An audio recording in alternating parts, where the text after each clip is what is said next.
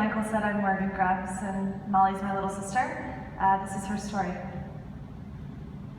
I'm Molly Grubbs, a senior at Appalachian State, and I've been part of Lake Forest for a long time. According to the American Foundation for Suicide Prevention, approximately 865,000 people will attempt to take their lives this year. That means that every 38 seconds, someone tries to commit suicide somewhere in the United States. I've never known a world where there isn't a stigma around mental illness. It just isn't something we as a society have deemed acceptable to discuss. With statistics like these, we sure should be talking about it. I think we've created a culture where vulnerability is seen as a weakness, and nothing makes you more vulnerable than admitting you need help. I survived a suicide attempt during my freshman year of college. I was hospitalized for 2 days following an overdose. You don't think about what life might be like afterwards if your suicide attempt fails.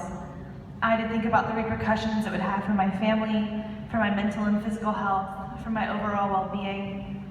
Due to the nature of the medications I took that night, the doctor informed me that my liver could begin to fail by the time I'm 40. I could have serious issues regarding my bone marrow. I have to be extremely careful when taking simple over-the-counter drugs like Advil or Tylenol. I never thought about later in life because I wasn't planning on having one. For a long time after that, I was embarrassed about my depression and anxiety. I thought it was stupid, or that people wouldn't understand, or that my life was too good for me to be feeling this way. Mental illness is not something you can just get over.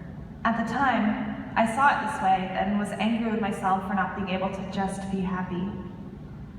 The past 3 years, I have grown more than I had in the 18 years prior. I found ways to feel at peace within myself. I shared my story with friends that I trusted. They loved me all the same. No one thought I was crazy. They thought I was human. In appropriate situations like this, I found myself sharing my story with groups of people or those I didn't know very well. I opened the wound that I never wanted anyone to see, and as a result, I've had both best friends and practical strangers break down in front of me because they weren't afraid. I don't have all the answers, but if I can help just one person feel like they're not alone, I call that a win. I still don't have it all together, and there are days when that October night feels way too fresh to have been 3 years ago. But I know that there is a reason that I'm still here. There's a reason I was chosen to keep living my earthly life. Because of this, I always try my best to keep my head up and my eyes forward, full of grace and gratitude. Where was God in all this?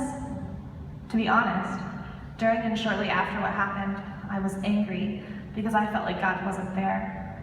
But as I've continued to heal, I'm starting to see that God is present and makes me able to help others who have faced similar things.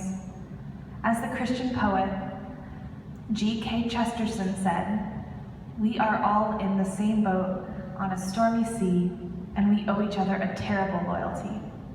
Thank you.